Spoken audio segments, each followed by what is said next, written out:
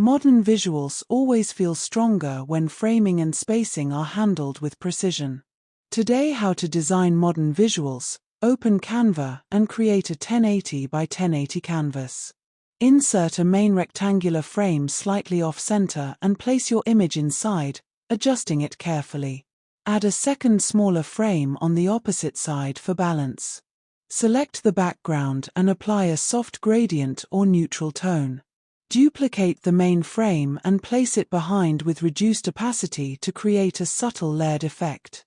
Add thin line elements or shapes with low opacity to enhance depth. Use position tools to align everything while maintaining slight offsets for style. Add minimal text